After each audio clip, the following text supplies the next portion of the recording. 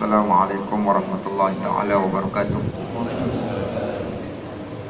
Innal hamdalillah nahmaduhu wa nasta'inuhu wa nastahdihi wa nastaghfiruh wa nu'minu bihi wa natawakkalu alayhi wa na'udzu billahi min syururi anfusina wa min sayyiati min a'malina may yahdihillahu fala mudilla lahu wa may yudlil fala hadiyalah. Salawatullahi wa salamuhu alaihi ala sayyidina wa habibina Muhammad wa ala alihi wa sahbihi wa man tabi'ahum bi ihsanin ila yaumiddin. Allahumma faqihna fid din wa 'allimna at-ta'wil. Allahumma aftah 'alaina futuhal 'arifin bi hikmatik. Rabbi zidna 'ilman yanfa'una bi rahmatika ya arhamar rahimin. Walhamdulillahi rabbil alamin. Wa ba'd. Terima kasih pada saudara pengurusi majlis, hadirin dan hadirat, sahabat-sahabat muslimin muslimat yang dirahmati Allah sekalian. Pertamanya kita mengucapkan setinggi kesyukuran pada Allah Subhanahu wa taala diberikan kesempatan untuk kita untuk rasa seronok beribadat dalam bulan Ramadan. Sebagai salah satu tanda keseronokan kita beribadat di dalam bulan Ramadan, kita berkesanggupan buat yang benda yang kadang-kadang untuk kita lakukan di luar pada bulan Ramadan. Di antara salah satu benda yang mungkin kita tak memberi ruang di luar bulan Ramadan, antaranya mungkin majlis ilmu. Mungkin antaranya solat berjemaah secara istiqamah. Mungkin antaranya bersedekah secara istiqamah. Mungkin antaranya membaca Al-Quran secara istiqamah. Dan semua benda-benda yang saya sebutkan itu tadi dapat dijinakkan pada kita, terutama pada bulan Ramadan. Tiba-tiba rasa sedar diri. Yang sebelum ni tak berapa nak sedar diri. Ya tak? Saya cakap ni bukan online ni, saya sendiri yang cakap ni. Betul, kita rasa bulan Ramadan ni seolah-olah kita sedar diri, sedar tentang kewujudan kita dan sedar tentang kewujudan Allah Subhanahu wa taala. Sedar tentang kepentingan betapa pentingnya kita ni kena taat pada agama. Bulan Ramadan tiba-tiba duk sibuk pasal halal haram. Bulan Ramadan tiba-tiba kita duk sibuk tentang hukum hakam. Bulan Ramadan tiba-tiba rasa ringan pula tangan duk pegang Quran. Bulan Ramadan tiba-tiba rasa ringan untuk menghampiri surau, masjid dan sebagainya. Takkah ni tanda rahmat Allah Subhanahu wa taala? Dan tak ada kataan yang paling layak untuk kita sebutkan kepada Allah Subhanahu wa taala bila mana Allah berikan kepada kita satu nikmat. Dan nikmat yang paling terbaik ini adalah nikmat rasa hidup beragama. Perasaan rasa hidup beragama ni takkan rasa bagi orang-orang yang tak ada perasaan suka dan sayang pada agama. Walaupun sekelumit perasaan iman yang ada dalam diri dia, Allah akan campurkan rasa suka dan sayang. Bila mana dia suka dan sayang pada agama, Allah akan jadikan rahmat Allah itu turun kepada dia, dan Allah jadikan agama itu di antara benda yang dia suka. Sehingga para sahabat Nabi ridwanullah alaihim ajma'in, kalau semalam katanya Dr. Ridwan datang cerita tentang Saidina Ali, ya tak? Betul? Pasal Saidina Ali. Saya quotekan salah satu daripada doa yang sering kali dibaca oleh Saidina Ali radhiyallahu anhu. Doa yang bukan sekadar dia baca, bahkan dibacakan juga oleh para sahabat yang lain. Dan doa itu bukan dibaca pada bulan Ramadan semata-mata, tetapi dibaca juga pada waktu-waktu yang lain. Antara doa yang dibaca oleh Saidina Ali ini yang masyhur, iaitu doa Allahumma inna nas'aluka hubbak. Ya Allah, kami sesungguhnya pohon cintamu. Ya Allah, kami pohon cintamu ya Allah.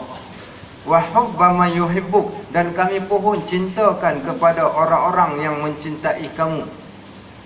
Sebab tu hari ni orang buat tajuk drama. Tajuk apa? Tajuk drama apa, suami Pak Wu aku ke suami aku imam muda apa, saya tak ingat dah apa, tengok sini. Tak. Apa tajuk tu bau? Agak-agak gitu. Tak dan ustaz lah, kerja mana sempat nak tengok TV. Baik, ada satu kebetulan tertengok tajuk dia. Suamiku seorang imam lah, suamiku seorang ustaz lah, suamiku konon-kononnya lah. Tak, maknanya cerita orang yang cintakan agama ni tak semestinya ustaz. So ni doa yang diminta oleh Ali. Wa hubba man yuhibbuk, ya Allah, jadikanlah kami ni orang yang cintakan pada orang-orang yang mencintai Allah. Wa hubba amala yuharribuna ila hubbik, dan kami pohonkan untuk cintakan kepada amalan-amalan yang boleh menjadikan kami dekat dengan Engkau, ya Allah. Ini doa yang diminta oleh Sayyidina Ali radhiyallahu an, dan ini juga yang berlaku kepada kita, tanda kita kasih dan sayang. Kita suka duduk pada tempat-tempat yang Allah suka. Baru-baru ni satu tempat, kalau tak salah saya di UTM minggu lepas, tazkirah Ramadan, saya baca satu hadis yang kebetulan diriwayatkan juga oleh Sayyidina Ali juga, kebetulan hadisnya. Hadis yang mengkisahkan tentang di satu hari Nabi SAW sedang mengajar kat dalam masjid. Tiba-tiba datang dua orang lelaki, hadis yang sahih. Datang dua orang lelaki, dia tengok ada ruang kosong kat depan. Apa dia buat? Dia pun duduk kat depan ni, depan speaker. Tak adalah speaker ni, cerita contoh je lah. Ni cerita zaman Nabi ni. Dia tengok ada ruang kosong, dia datang, dia duduk kat tempat ruang kosong tu tadi. Datang seorang lelaki yang kedua masuk ke dalam masjid. Dia tengok, oh rupanya ada majlis ilmu. Apa dia buat? Jenis malu-malu kucing. Apa dia buat? Dia pergi duduk kat belakang ketiak orang. Duduk tempat belakang sekali. Tak apa. Datang pula orang yang ketiga, tengok-tengok ada apa? Majlis ilmu. Dia pun U-turn, keluar balik daripada majlis, keluar daripada majlis tersebut. Selesai daripada majlis, kata Nabi SAW, wahai sahabat-sahabat sekalian, nak tak aku ceritakan kepada kamu tentang tiga-tiga orang tu? Kata para sahabat, sudah pasti ya Rasulullah.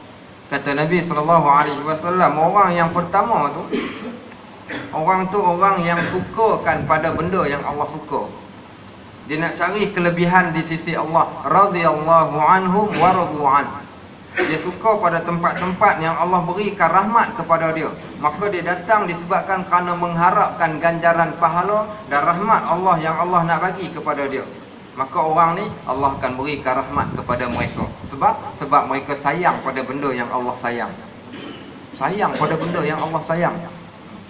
Orang yang keduanya pula, dia datang jenis yang pemalu. Disebabkan dia malu, dia pergi duduk kat belakang. Allah pun malu dengan dia sebab dia malu. Orang yang ketiga, bila dia datang, dia melihat kebaikan. Dan walaupun kebaikan itu dah berada kat depan mata dia, tak teringin dia untuk berada dalam kebaikan tersebut. Akhir sekali dia keluar daripada kebaikan. Maka orang yang ketiga ni, kata Nabi SAW, disebabkan dia tak suka pada kebaikan yang Allah dah munculkan kat depan dia, Allah pindahkan kebaikan itu kepada tempat yang lain. Yang ni bahayanya. Bahaya apa? Bahaya kita takut. Kita ni Allah tarik rasa nikmat suka pada agama. Bila kita tak suka pada agama, Allah akan bawa datang orang-orang yang sukakan pada agama, dan mereka berada pada tempat yang Allah Subhanahu Wa Taala suka. Sebab tu kata Nabi SAW, "Lau lam taznibu", kalau kamu tak buat dosa, la zahaballahu bikum, nescaya Allah akan lenyapkan kamu. Summa laja'a biqaumin, kemudian Allah akan bawa datang satu kaum, yaznibun, mereka melakukan dosa, fayastaghfirunallah, dan mereka memohon keampunan kepada Allah, fayughfaru lahum, dan Allah akan ampunkan kepada mereka. Maknanya kalau kita tak ambil peluang, maka ada orang lain yang nak ambil peluang. Allah akan berikan kebaikan bagi orang yang nak ambil peluang itu tadi.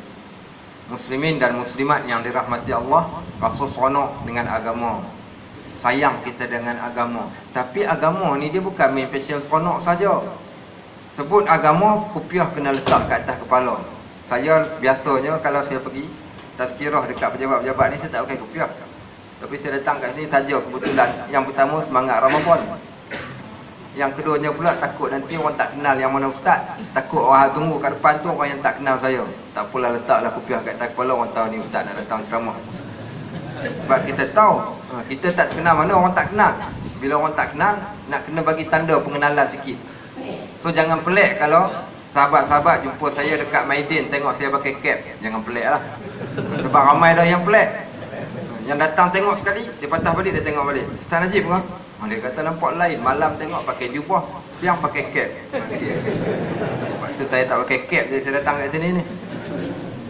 Baik. Agama tu bukan terletak pada kopiah. Agama bukan pada pakaian. Agama bukan pada penampilan yang ditampilkan, iaitu kita katakan plastik cover yang mengcover pada luaran semata-mata. Agama itu bukan hanya sekadar kita kata pada sebutannya semata-mata. Agama itu ada asas dan ada tunjangnya. Sebab itu bila mana datang Muaz bin Jabal radhiyallahu an, dia datang bertemu kepada Nabi sallallahu alaihi wasallam. Siapa dia Muaz bin Jabal ini? Salah seorang sahabat Nabi radhiyallahu an, yang mana dia ni bercita-cita nak mati syahid, tapi Allah tak perkenankan, mati dia ke atas katil. Mati kena penyakit taun. Muaz bin Jabal seorang sahabat yang Nabi sebutkan orang ini a'lamu ummati fil halal wal haram. Umat aku yang paling alim tentang halal dan haram. Muaz bin Jabalin. Dan Muaz bin Jabal juga dia antara sahabat yang Nabi sebut terus terang, Nabi sayang kepada dia. Ya Muaz, inni la uhibbuk. Wahai Muaz, aku sayang sangat-sangat ke engkau. Ya Muaz, inni la uhibbuk. Wahai Muaz, aku sayang sangat-sangat ke engkau. Muaz bin Jabal. Satu hari Muaz bin Jabal datang bertemu kepada Nabi SAW. Dia berkata, Ya Rasulullah, akhbirni bi amalin udkhiluhul jannah wa yuba'iduni minan nar. Wahai Rasulullah, boleh tak ceritakan kepada aku cara bagaimana untuk aku masuk ke dalam syurga? Apakah amalan yang boleh aku masuk ke dalam syurga? Dan apakah amalan yang kalau aku amalkan akan menjauhkan aku daripada neraka? Kata Nabi SAW, Ya Muaz, laqad sa'alta bisu'alin azim. Wahai Muaz, engkau telah tanya kepada aku satu soalan yang cukup hebat. Walaqad yassarallahu liman yassarahu alaih. Sesungguhnya Allah akan memudahkan kepada sesiapa yang Allah nakkan bagi dia kemudahan. Kalau Allah nak jadikan dia baik. Nabi dah cerita panjang lebar sampai kat satu part, Nabi SAW berkata, Ar-ra'su kulla syai' al-Islam. Asas bagi sesuatu benda mesti agama. Wa umuduhu salah, tunjangnya yang menguatkannya, tiangnya adalah solat. Wa zurwatu sanami al-jihad, dan payungnya adalah jihad. Asas lapisan bawah yang mesti dia kena lekat dengan kuat adalah asas agama. Agama ini bukan agama yang keluar daripada mulut seseorang. Kalaulah agama itu boleh keluar daripada mulut seseorang, maka setiap orang dia boleh mendakwa dengan berkata ini adalah agama, ini adalah agama. Ada orang yang cuba. Satu orang datang jumpa saya, cerita, Ustaz, saya kahwin dah 5-6 tahun dah tak dapat anak lagi. Kemudian dia kata, saya lepas dah macam tu, saya pergi berubat. Ni cerita zaman dahulu, dia kata zaman dia jahil. Pergi berubat. Zaman tu orang duk kata, kadang-kadang orang-orang agama sendiri yang menggunakan cara-cara yang segini rupa minta pergi berubat. Dan orang yang berubat ini pun orang yang menggunakan agama, menggunakan title ustaz. Walaupun dia tutup bomo tapi guna title ustaz. Bila guna ustaz laku sikit, guna tutup bomo tak berapa laku. So ustaz dan bomo. Tapi mengadu dekat ustaz ni, ustaz tu kata tak ada masalah. Dia kata sebelum ni ada orang 10 tahun tak dapat anak, datang jumpa aku dapat anak dia. InsyaAllah lah dia kata. Sebut juga insyaAllah. Baik. Jadi kawan tu tengok penampilan pakai kopiah, tangan kanan pegang tasbih. Oh, yang ni bagus ni. Ni hebat. Ni nak cerita ambil agama daripada penampilan. Akhir cerita masalah dia, kahwin dah hampir 5 tahun tak dapat anak, macam mana nak buat? Dia kata, baik, aku nak bagi kat kau ada beberapa benda kau kena bawa barang jumpa aku. First kali kau pergi dekat Tapah sana, nak naik ke Cameron Highland. Kawasan Tapah ni kawasan orang asli bahagian bawah tu. Pergi tanya orang asli kat situ, tak mana boleh dapat susu rimau. Susu rimau tak apa, tanya orang asli. Muasli kebetulan, muasli tu kata okey tak apa, dia kata jangan hari ni datang, hari lain pula insya-Allah, dia kata nanti saya bawa susu rimau. Muasli tu pun bagi satu daun, sekeping daun tu, kat atas daun tu ada bintik-bintik warna kuning. Kalau tu tanya susunya, dia kata ni susu. Mana susunya? Dia kata tu atas daun. Rimau ni kalau dia nak berjalan jauh, dia tinggal susu dia kat atas daun sebab dia tak ada botol susu. Okey. So dia tinggal susu dia kat atas daun, anak dia nanti bangun tidur, anak dia datang main jilat daun tu. Okey, kononnya lah logiknya macam tu. Percayalah hak cakap ni ustaz ni. Tasbih kopiah ada kat atas kepala. Tak apalah yang cakap orang asli lah, suruh tu ustaz. Ambil juga awak balik. Yang ustaz ni pun kata, dia kata betul lah tadi ni susu rimau lah ni. Baik. Apa dia buat? Dia pun dah jampi-jampi lebih kurang. Dia kata balik sat lagi. Rumah dekat tak dengan masjid? Dia kata dekat. Balik singgah kat masjid, hampir tempat orang duk mandi mayat tu. Tempat mandi mayat tu kat bawah dia tu ada satu papan. Okey. Ambil papan tu, buat balik ke rumah, letak kat bawah tilam. Ni daun yang aku jampi pun hang tak kat atas papan. Papan ni letak kat bawah tilam. Lepas tu hang bersama dengan isteri hang. InsyaAllah dia kata mudah-mudahan Allah beri zuriat kat hang. Nampak? Yang pertama hang dah buat benda syirik. Yang kedua piajam mencuri pula tambah lagi. Suruh pergi ambil papan kat masjid. Kan bapak dia punya papan, masjid punya papan. Dah buat dua benda. Dan ditakdirkan Allah tiba-tiba dapat anak. Dapat betul anak. Maka rasa-rasa dia percaya kat apa? Yang pertama dia percaya kat ustaz ni, masya-Allah hebat ustaz ni. Yang kedua dia akan percaya kepada apa? Susu rimau dengan papan tu tadi.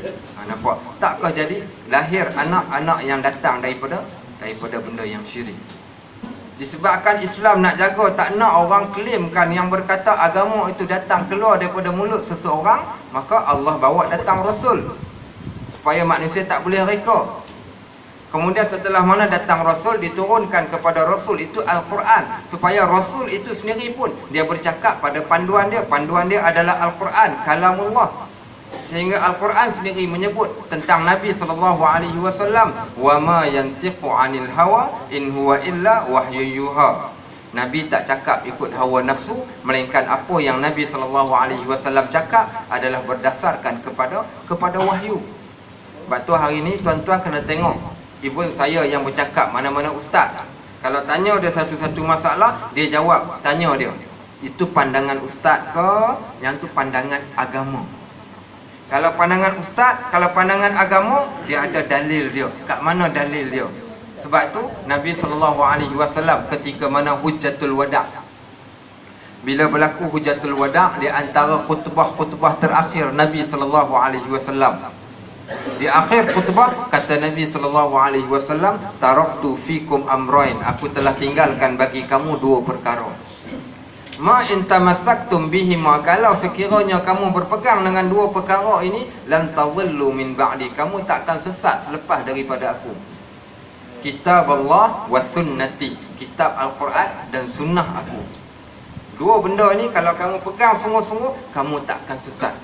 Biar siapa pun yang bercakap, sama ada dia ulama ke, dia ustaz ke, dia orang biasa ke, dia kena ada sandaran dia. Kalau bab perkara agama, dia mesti kena ada sandaran dia.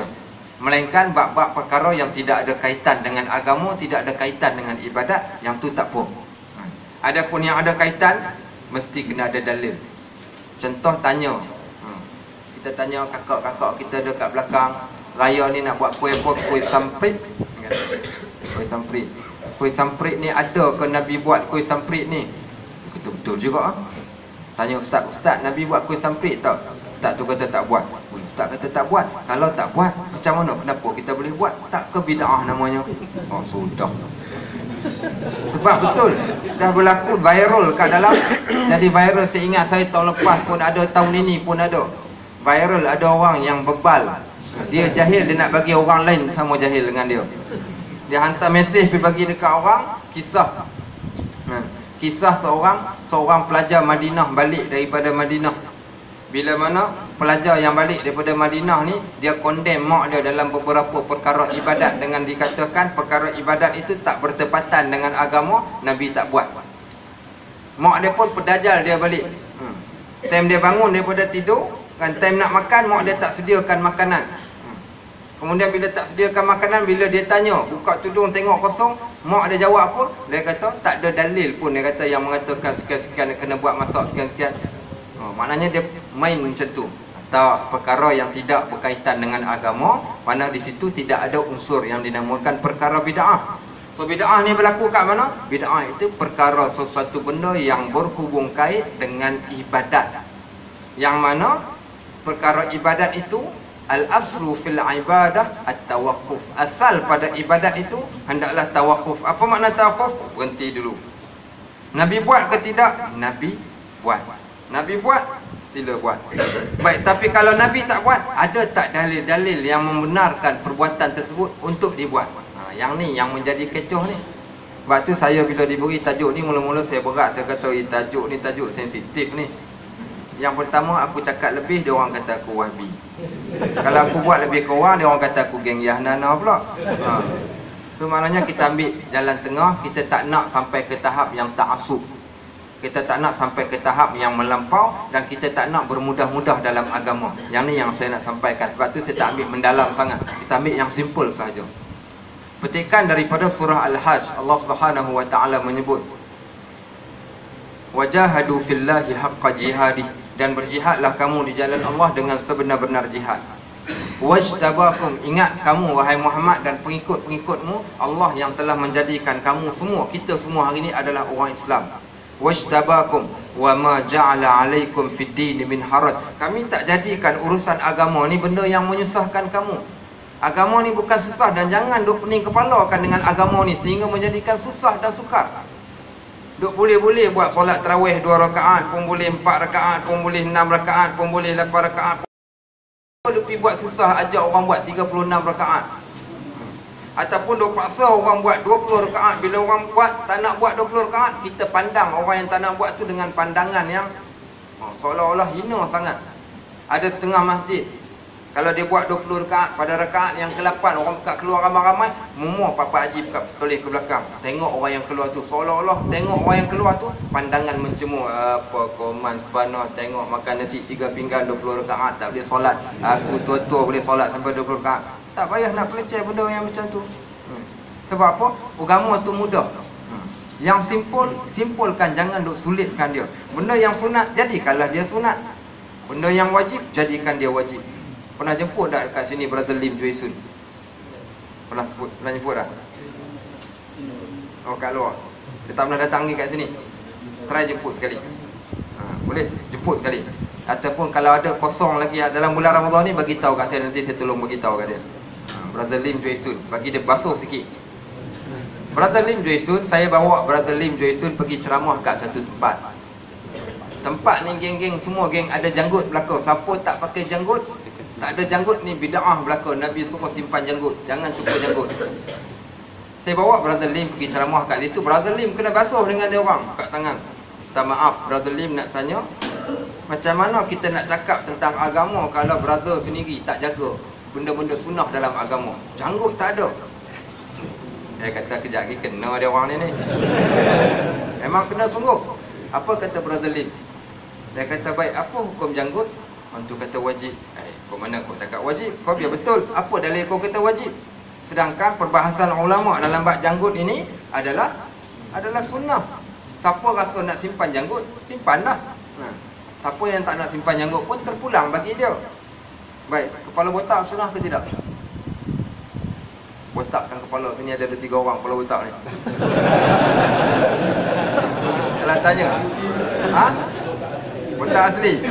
Botak yang tak asli, sengaja menipiskan rambut atau membotakkan rambut. Saya ingat saya pakcik-pakcik kita dulu, atuk-atuk kita kata sunnah. Sunnah botakkan rambut, iya ke sunnah? Sunnah ke tak? Rasa-rasa tak sunnah? Okey, tak sunnah. Baik, sebab tu kalau kita buka hadis, botak kepala bukan sunnah. Asalnya botak kepala tu tidak sunnah pun, tapi boleh jadi sunnah.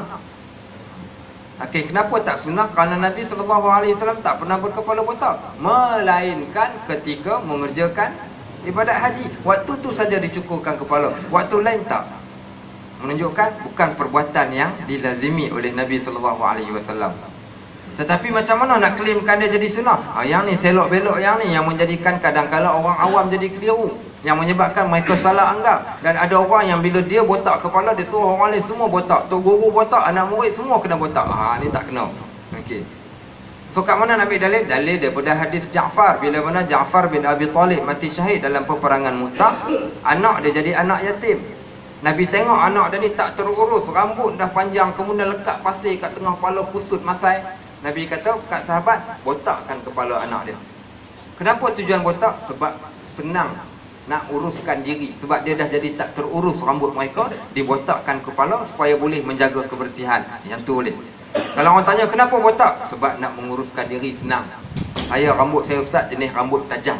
Kadang kalau terpegang pun luka tangan. Sebab tu saya botakkan kepala. Yang tu tak ada masalah. Dia ada reason dia. So botaklah. Ataupun ada setengah orang yang terlalu handsome. Contoh macam saudara Azli kita, dia handsome melampau. Sebab dia handsome melampau, patut dibotakkan kepala dia tu. Dia pernah berlaku cerita zaman Umar Al-Khattab radhiyallahu anhu. Zaman Umar, ada seorang, satu hari Umar berjalan kat tengah bandar, terdengar perempuan cerita perempuan gatai. Ni bukan zaman hari ni, zaman Umar dulu dah ada perempuan gatai. Mak cakap dah kakak kita. Baik, bukan yang kat sini, kat tempat lain. Cerita dia dah masuk kawasan bandar ni, ada orang perempuan yang ramai ni duduk menyanyi Yudandin ni bersiul-siulan, menyanyikan ataupun menyebut-nyebut nama seorang lelaki. Alangkah seronoknya hari kita pada hari ni kalaulah si Fulan bin si Fulan ni datang menjelmakan diri kat hadapan kita. Alangkah seronoknya. Seolah-olah macam itulah lagu dia. Kemudian Umar Al-Khattab, Amirul Mukminin, dia terdengar, siapa lelaki yang perempuan ni duduk sebut ni? Sehingga kan majoriti perempuan-perempuan duduk sebut nama lelaki ni. Saya tak ingat nama dia yang tepat, tapi nama hujung dia ada As-Saqafi kat hujung. Saya tak ingat apa nama, Nasir ataupun saya tak ingat. Akhir sekali dia balik, dia panggil suruh pembantu dia, dia kata kau pergi bawa lelaki yang disebut oleh perempuan Madinah tu, bawa datang mai ke sini. Bila lelaki tu dibawa datang bertemu dengan Amir Mukminin, rupa-rupanya dia ni adalah seorang pemuda yang cukup terlalu kacau, handsome yang teramat. Disebabkan dia handsome sangat sehingga nama dia ni menjadi sebutan dan siulan perempuan-perempuan di zaman tersebut. Kata Umar Al-Khattab, hampa pergi botakkan kepala dia supaya dia jadi tak handsome. Maknanya siapa yang botak kepala ni, apa? Dia handsome ke tak handsome? Handsome. Okey. Siapa yang ada rambut tu tak handsome lah. Okay. Baik, rupanya lelaki yang botak itu adalah lelaki yang handsome. So berbangga abang-abang kita yang kepala botak ni. Baik, dibotakkan kepala dia, konon-kononnya supaya dia nampak tak handsome. Tapi berlaku sebaliknya. Makin botak, rupa-rupanya makin laku dia, makin disebut nama dia, makin handsome jadi. Umar panggil balik, datang, bawa balik kawan tu. Datang, kata Umar Al-Khattab, pakaikan serban kat atas kepala dia. Ambil serban, dililit kat atas kepala dia, pakai serban. Rupa-rupanya orang yang handsome ni bila pakai serban, lagi jadi handsome. Akhir sekali betul, sehingga mendatangkan fitnah dalam masyarakat. Maka dia telah diminta untuk pergi berada di satu tempat yang jauh daripada tempat-tempat yang boleh menimbulkan fitnah tadi. Sampai macam tu. Sampai macam tu sekali. Sebab tu kita kata kadang-kadang tak semua hukum yang pada asalnya tu hukumnya mungkin tak boleh selama-lamanya tak ada juga yang kadang-kadang dalam hukum sesuatu benda tu yang boleh dan akan jadi boleh selama-lamanya. Tidak. Kadang-kadang al-ahkam yataghayyurul ahkam bitaghayyuril azman wal makan. Berubahnya hukum bila berubahnya tempat dan juga suasana pada sesuatu tempat. Baik, kembali balik. Maka agama bukan benda yang sukar. Jadikan mudah. Saya terjumpa ada orang bagi kepada saya ratib ataupun rotib ketika berada di bulan Ramadan yang pertama, apa zikir yang kita nak zikir. Jumlahnya bukan sedikit, jumlahnya beribu. Solat rakaat malamnya begini. Ada orang pula kata, dia claimkan, dia kata tok guru kami daripada negara sekian, dia solat malam, satu malam saja 1000 rakaat. Siapa yang berkemampuan dia boleh buat setiap malam 1000 rakaat, paling kurang 100 rakaat pun dia akan mendapat kehabuan sekian. Yang ni bahaya. Sebab apa? Yang mana dari sudut logik pun tak kena, bahkan dari sudut agama pun tak kena. Yang ni yang kita katakan mengada-ngadakan dalam perkara agama ni yang tidak ada, bahkan memaksakan pula orang untuk menerima apa yang dia buat tu tadi. Pada logiknya pun 1000 rakaat solat, kalau 1 rakaat solat 1 minit, 1000 rakaat dah 1000 minit, 24 jam baru 1000 minit lebih sedikit saja. Takkan dia tak buat benda yang lain, takkan dia tak batal wudu, takkan dia tak masuk tandas. Ini benda-benda yang tak logik yang terdapat dalam masyarakat kita. Benda-benda yang macam ni yang kita kena jaga. Dan kata Allah Subhanahu wa taala, "Wa ma ja'ala 'alaikum fid dini min haraj," kami tidak jadikan agama ini benda yang nak menyusahkan kamu. Millata abikum Ibrahim, inilah agama nenek moyang kamu Ibrahim, huwa sammakumul muslimin, dan dialah yang telah menamakan kamu sebagai orang-orang Islam. Min qablu wa fi hadha, daripada zaman dahulu sampai ke zaman hari ini, liyakuna rasul syahidan alaikum, untuk menjadikan rasul saksi ke atas kamu, wa takunu syuhada'a 'alan nas, dan kamu akan menjadi saksi ke atas manusia. Kita banyak buat amalan ke atas dunia ini, tiba-tiba pergi ke akhirat amalan kita kosong, tak ada markah. Nabi sebut rubba qaimin wa laysa lahu illa ta'am, berapa ramai orang yang berqiyam bangun malam tapi dapat penat. Wa rubba shaimin wa laysa lahu illa al-ju' wal 'atash, berapa ramai orang yang berpuasa tapi dapat lapar dan dahaga. So kita tak nak rugi amalan yang kita buat ni. Zikirnya banyak, ibadatnya banyak, pergi ke akhirat tengok pahalanya ciput, bahkan ada dosa lagi pula kat atas tu. Yang ni yang kita takut. Allah sebut dalam Al-Quran, kalau siapa perasan dalam surah Al-Kahfi, Allah menceritakan tentang sikap bagaimana afahasibal ladzina kafaru an yattaqidu ibadi min duni awliya inna a'tadna jahannama lil kafirina nuzula. Allah sebut, qul, katakan kepada mereka wahai Muhammad, nunabbi'ukum bil akhsarina a'mala, kami nak gambarkan kepada mereka, nak ceritakan kepada kamu semua tentang orang-orang yang rugi pada melakukan amalan. Orang yang buat amal tapi amalan dia rugi. Allazina dhalla sa'yuhum fil hayatid dunya wa hum yahsabun annahum yuhsinuna sun'a, iaitu mereka-mereka yang sesat hidup kat dunia dan mereka menyangka perbuatan yang mereka buat itu adalah sebaik-baik perbuatan. Dibahaskan para ulama, mana satu perbuatan yang baik, macam mana nak tentukan perbuatan itu jadi perbuatan yang baik dan tidak jadi perbuatan itu masuk dalam bab perkara bid'ah ataupun perbuatan itu menjadi sia-sia. Kita baca lagi pula daripada surah Al-Mulk. Surah Al-Mulk kita selalu duk baca, tabarakallazi biyadihil mulk wa huwa ala kulli syai'in qadir, allazi khalaqal mauta wal hayata liyabluwakum ayyukum ahsanu amala. Dan dialah Allah yang telah menjadikan kamu dan menjadikan mati, hidup dan mati. Kemudiannya pula untuk uji kamu, ujian sebagai kamu, dan juga nak melihat siapakah di antara kamu, iaitu orang yang melakukan ahsanu amala, sebaik-baik amalan, bukan yang paling terbanyak, amalan yang paling terbanyak tidak, tetapi amalan yang paling terbaik. Sebab tu dalam bab amalan nak masuk syurga bukan pada banyak dan sikit, tetapi pada amalan itu walaupun mungkin dia buat sikit tetapi bertepatan dengan kehendak syarak, yang tu amalan yang paling terbaik. Pernah dengar cerita ada pelacur yang bila mana dia bagi minum kepada anjing masuk syurga? Pernah dengar cerita ada seorang perempuan yang disebabkan kerana kucing masuk neraka? Pernah ada juga orang yang berjihad di jalan Allah sampai dia mati syahid. Tiba-tiba bila diceritakan kepada Nabi SAW, Nabi kata tidak, dia tak mati syahid pun. Dia bukan mati syahid, bahkan dia mati katak, begitu sahaja. Sebab tu dalam ni, siapa-siapa pun yang nak beramal, dia kena ada rasa takut. Kenapa kena rasa takut? Takut ni dalam arti kata, amalan yang aku buat ni tepat ke tak tepat? Betul ke tak betul dengan syarak? Takut kalau sekiranya tak betul. Kalau tak betul, takut amalan yang kita buat jadi amalan yang haba'an mansura, amalan yang tak terpakai, rugi saja. Sebab tu bila diceritakan bagaimana wawuzi'al kitab, diletakkan buku catatan amalan kita di hadapan kita di akhirat kelak. Buku amalan ni dinamakan Kitabun Marqum. Kitabun Marqum ini kitab yang tertulis satu persatu. Dalam kitab tu kita dapat tengok apa perbuatan yang kita buat. Bila mana kita tengok, kebiasaan orang akan menyebut, ya wailatana ma li hadzal kitab, ya Allah celakalah kami, kitab apa ni, kami rasa kami dah buat betul. Pergi ke akhirat rupa-rupanya kita dah sesat pada waktu tersebut. Ini kepentingan menuntut ilmu. kepentingan memahami agama supaya kita tak terpesong, dan antaranya supaya kita tak termasuk dalam bab perkara-perkara yang dinamakan sebagai bid'ah.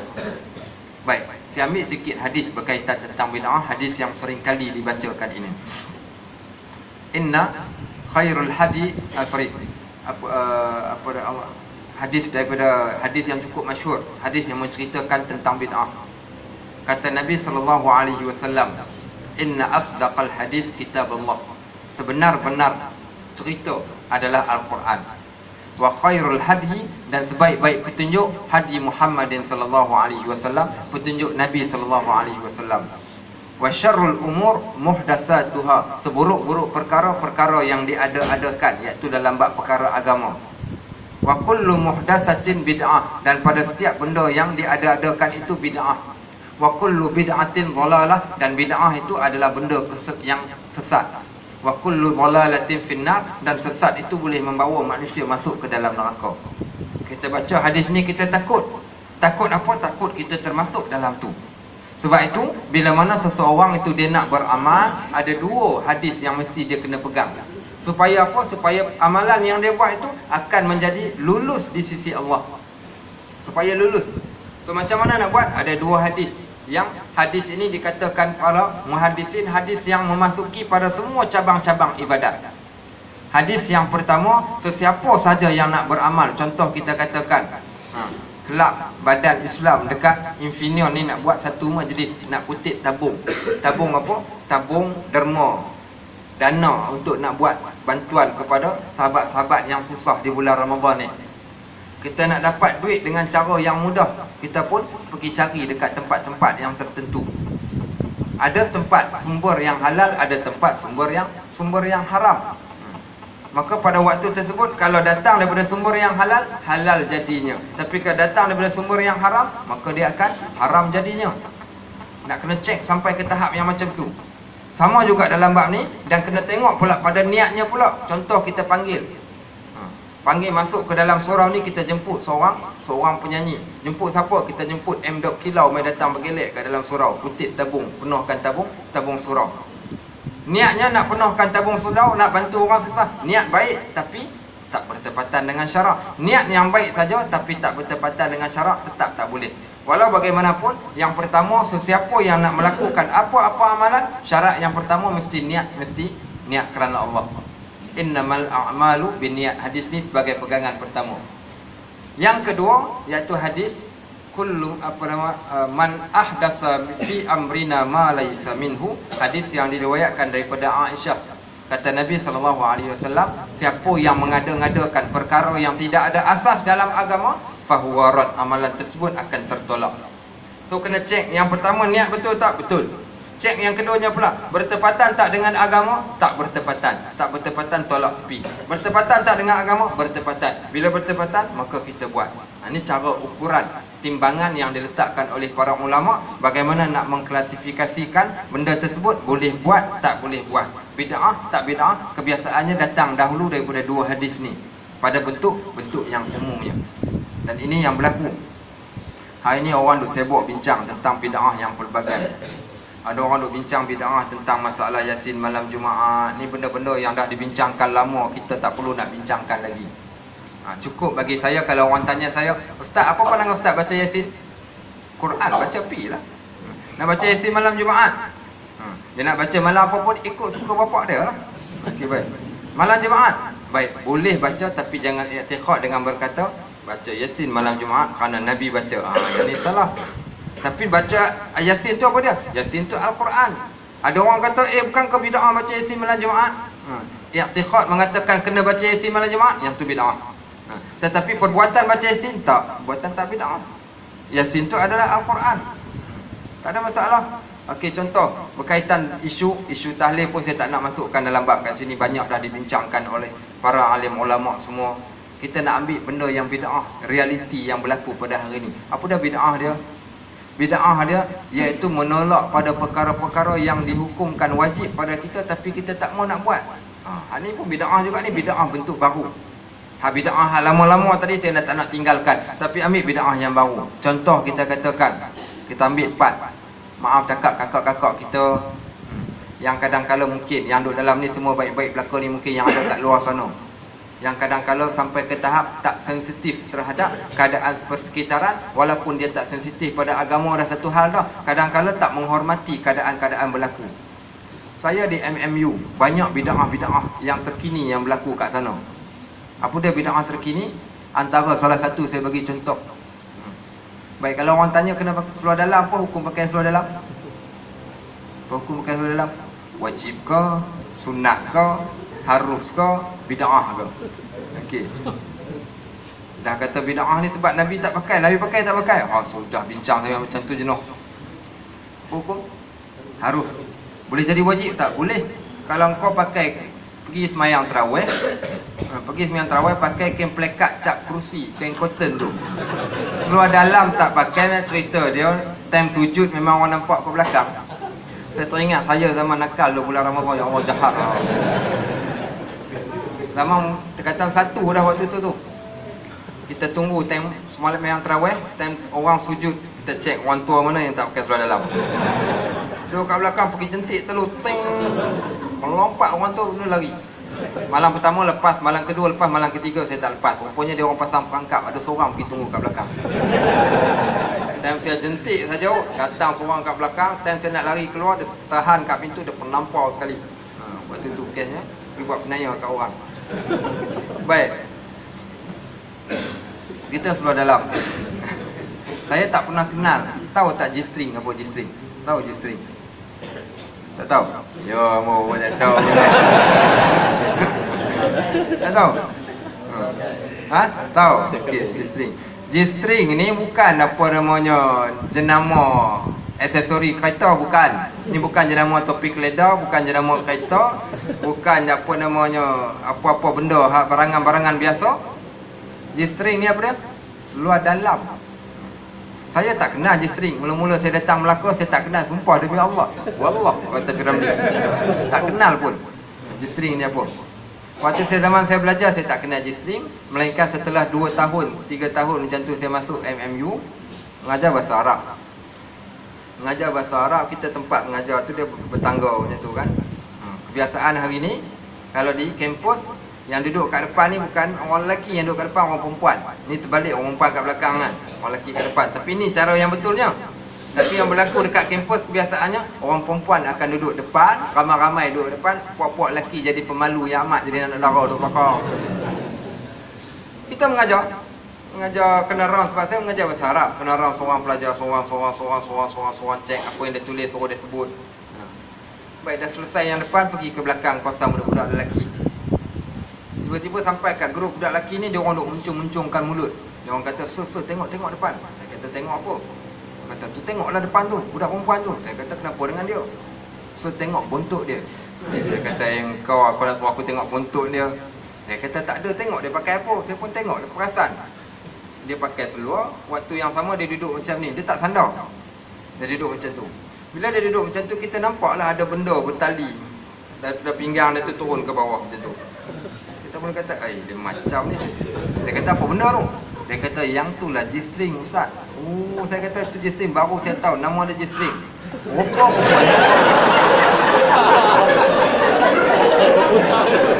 Lambat pick up sikit dah lah. Alim tu. Dia lambat tangkap. Baik, tak apa. Saya dah tengok macam tu, rupa-rupanya, conclusion saya, rupa-rupanya orang yang pakai G-string ni dia ada syarat dia. Apa syarat dia? Syarat dia bila dia dah pakai G-string, dia tak akan duduk sandar. Macam mana dia duduk? Dia akan duduk macam tu. Kenapa dia duduk macam tu? Sebab bila dia pakai G-string, dia nak cover dekat orang. Dia kata, "Hari ni aku pakai G-string, so tengoklah bontot aku." Itu maksud dia. Sebab tu, siapa yang pakai G-string, dia mesti kena tunjuk spender dia kat orang. Dia akan tunjuk kat orang. Tak tunjuk, tak sah. Dia kena pakai baju yang singkat, dia kena tunjuk juga dekat orang yang dia pakai G-string. Sampai ke tahap yang macam tu. Ni bid'ah paling besar sekali dalam agama. Kalau tanya puasa tak? Puasa. Kau Islam ke tidak? Islam. Tapi dia buat benda-benda yang Nabi SAW tak suruh dia buat pun. Bahkan dia lawan dengan benda-benda fitrah yang Islam jadikan kepada manusia. Hak ni bid'ah macam ni, kita patut-patut perang. Kita tak nak perang berkaitan tentang orang masalah isu tahlil, isu simpan janggut, isu pakai jubah terlebih labuh ke. Yang tu biarlah tak banyak orang dah cakap, kita tak nak menambahkan lagi jurang perpecahan yang ada pada umat Islam. Kita tak nak sentuh sangat yang tu. Tapi bid'ah hak paling dahsyat ni, bid'ah pertama, bid'ah dalam berpakaian. Yang lelaki, hak lelaki pun jadi sewil sama macam orang perempuan juga. Jumpa pelajar-pelajar UTM ni, kawan-kawan dia ni, pelajar UTM, jumpa tengah malam pukul 2 pagi. Kadang-kadang ada time juga, ustaz pun tak tidur malam juga kadang-kadang. Kita pergi kedai nak kena teh tarik dengan roti canai pukul 2 pagi, nampak geng-geng pelajar MU, budak UTM datang naik motor pakai jaket tebal. Bagi salam, "Waalaikumsalam ustaz." "Salam." "Minum ke ustaz?" Minum." Tanya dia, "Tebal jaket kau?" "Ustaz, sejuk." Saya pun tengok dia, kata, "Kau ada akal ke tak ada akal? Kenapa ustaz? Kau kata sejuk, kau belasah pakai jaket ke atas, bawah kau pakai seluar pendek. Kau ada akal tak ada akal?" Dia senyum aja. Ni sewel yang kedua. Ni hak gila juga ni. Ni bid'ah juga ni. Bid'ah tutup bahagian atas, tiba-tiba kat bawah kau buka. Tutup atas, bawah buka. Pada waktu yang sama-sama juga, hari ni ada orang yang suka pakai boxer. Jenis dia tak reti pakai seluar dalam barangkali. Dia pakai boxer.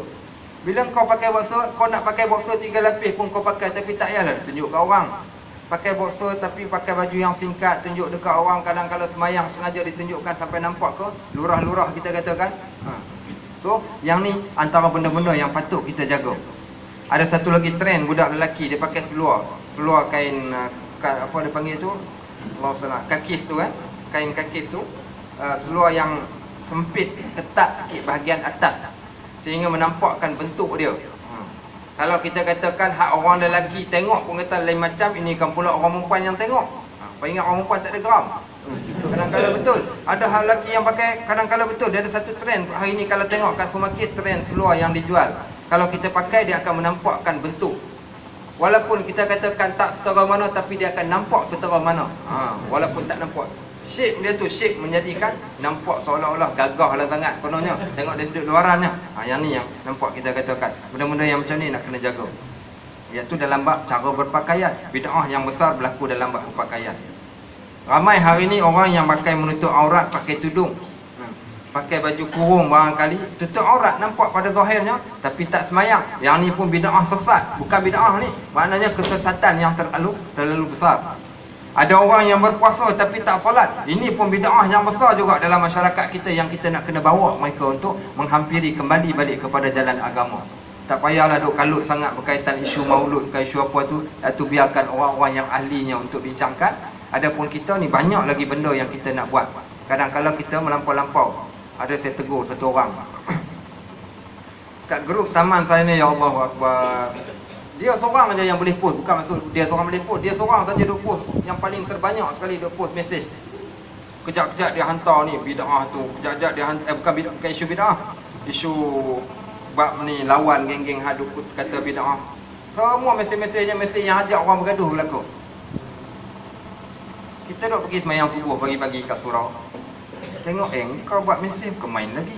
Tapi buat solat jemaah tak jaga pun. Tak pernah nampak muka kau pada waktu subuh pun. Tapi waktu-waktu yang lain buat berperang dalam mesej, kau duduk depan sekali. Nampak. Sebab tu kita kata kita nak tarik ni semua benda-benda orang-orang yang macam ni. Ada lagi orang yang tak solat kat luar sana. Saya bertemu dengan seorang hamba Allah dari satu masjid. Saya mengajar cerita pasal neraka. Cerita pasal neraka, tiba-tiba dia datang. Dia datang, dia kata, "Ustaz nak tanya satu soalan."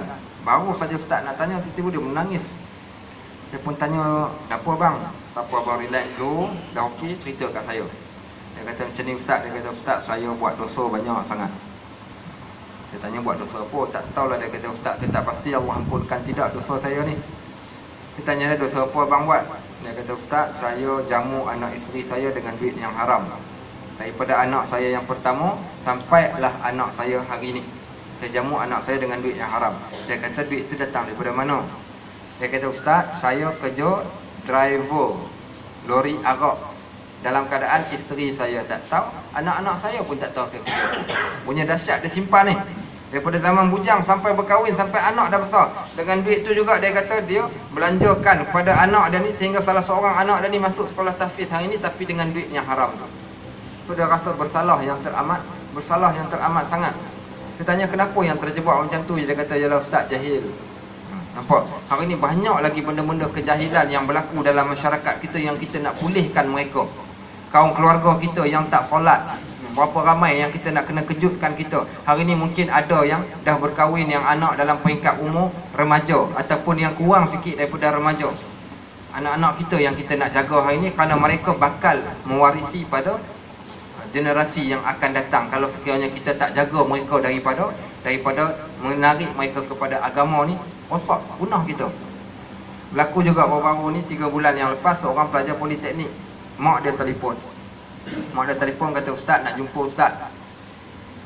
Katanya, "Saya tak tahu sebab dengar suara perempuan, suara pun lembut pula. Assalamualaikum Ustaz, apa khabar, sihat? Saya ambil nombor Ustaz ni daripada seorang, minta tolong Ustaz, nak jumpa Ustaz." Tanya, "Nak jumpa kat mana?" Dia kata, "Kita jumpa di Subaidah, boleh tak Ustaz?" Dia kata, "Ai, macam ni ajak jumpa kat Subaidah. Saya dah pernah terkena, sebab tu yang saya hati-hati." Ada seorang kesnya 5 tahun yang sudah pergi dekat Subaidah, kawan lah ni, office mate perempuan. Tanya waktu pagi, dia kata, "Jid, dah sarapan belum?" Saya kata, "Belum." "Jom pergi sarapan, aku dengan kau." Dia kata, "Kalau kau takut, ajak lagi orang lain. Bawa lagi 2 orang lagi kawan saya lelaki, campur saya jadi 3, dia seorang perempuan. So takkan timbul fitnah lah pada zahirnya." Pergilah sarapan pagi dekat Subaidah. Sampai dekat Subaidah, 2 orang kawan saya ni nak makan nasi. Saya dengan dia makan roti canai. So saya dengan dia duduk kat meja, 2 orang lagi pergi ambil nasi. Waktu dah duduk-duduk tu, kita berdua je tinggal. Adalah bergurau, dia ketawa ke saya ketawa, ada orang datang ke belakang. Apa dia orang tahu? Ustaz Najib duduk dengan perempuan seksi, rambut pirang, pakai skirt, siap bergelak ketawa dalam Subaidah. Oh, sudah. Sebab tu kena hati-hati. Fitnah ni boleh berlaku kat mana-mana. Bila perempuan tadi tu call, nak jumpa kat Subaidah, saya kata, "Ai, Subaidah ni." Saya kata, "Kita berdua ke?" Dia kata, "Tak." Dia kata, "Ada orang ketiga." Oh, siapa pula orang ketiga? Pergilah jom. Bawa, apa-apanya bawa anak dara dia, belajar kat politeknik. Anak dia kecelaruan minda. Anak dia tak percaya pada agama. Ni benda-benda hal ni, yang benda-benda yang kita berhadapan pada hari ni. Rugi kita habis masa yang terlalu banyak kalau sekiranya kita duk habis masa duk berlawan tentang polemik berkaitan benda khilaf, benda yang dibincangkan oleh ulama-ulama silam, tinggalkan. Maka hari ni banyak benda yang perlu kita selesaikan, antaranya dalam benda yang macam tu. Anak dia tak percaya pada agama. Saya kata, "Kenapa tak percaya pada agama?" Dia kata, "Agama banyak benda yang tipu." Antara benda yang tipu tu, dia kata, dia orang kata dulu nak kiamat 2012, ni dah 2016 tak kiamat lagi. Saya kata, "Siapa yang kata?" Dia orang kata. Saya kata, dia orang tu bukan agama. Saya kata, agama ni sama ada Quran atau hadis. Nampak? Yang kata sesatnya tu. So orang yang macam ni nak menangani, so berapa kali kita kena buat sesi kaunseling, 3-4 kali pula jumpa dia, nak tarik balik dia, nak ceritakan balik Islam ni macam ni, sekian supaya dia faham. Yang ni yang patut-patut kita nak kena bantu mereka. Sebab tu kita katakan yang kan kena perhatikan pada hari ini, iaitu dalam bab keluarga kita, kaum kerabat kita, bahkan diri kita sendiri. Kita dengan agama tu macam mana? Bila dah selesai yang ni, maka tinggalkan soal berkaitan tentang perkara-perkara khilaf dan sebagainya tu pada ahlinya. Walau bagaimanapun, elakkan untuk kita tak terjebak dalam perkara bid'ah ini. Maka banyaklah berguru ataupun menuntut ilmu. Sekurang-kurangnya amalan yang kita buat tu amalan yang solid, datang daripada Nabi SAW, dan bukan datang daripada rekaan mana-mana orang. Wallahu ta'ala alam bisawab. Kita buka sedikit ikut masa untuk soal jawab kalau sekiranya ada. Ada seorang sahabat kita tanya soalan sebelum ni, dia dah tanya dah. Soalan berkaitan tentang lafaz yang selalu disebut ketika solat tarawih. Okey. Baik. Kemudiannya pula berkaitan tentang isu selawat. Di antara solat-solat tarawih tu mungkin ada yang bertanya apa hukum dia. So jawapan kita, yang dia buat tu dia bukan pergi mencarut. Dia selawat atas Nabi. Bila selawat tu, benda selawat tu tuntutan selawat lah kat mana-mana masa pun, kerana tidak ada larangan untuk selawat pada mana-mana masa. Dia nak selawat di antara solat, selawat lah lagi mana boleh. Kan? So tak ada masalah. Cuma yang menjadi masalah persoalannya iaitu isu berkaitan tentang perkataan as-salatu tarawih jami'atan rahimatan. As-salatu tarawih macam mana? Lama tak jadi Bilal ni, tak tahu ni. As-salatu tarawih Kemudian jawapan makmum tu, as-salatu la ilaha illallah. Okey, as-salatu la ilaha illallah. Yang menjadi kemusykilannya, kebetulan baru-baru ni kan Melaka ramai datang musim imam-imam yang datang daripada negara Arab datang mengimamkan solat di masjid-masjid sekitar Melaka. Imam pun duk dengar dia orang sebut as-salatu la ilaha illallah. Orang Arab dia akan faham, siapa yang belajar bahasa Arab dia akan faham apa terjemahan as-salatu la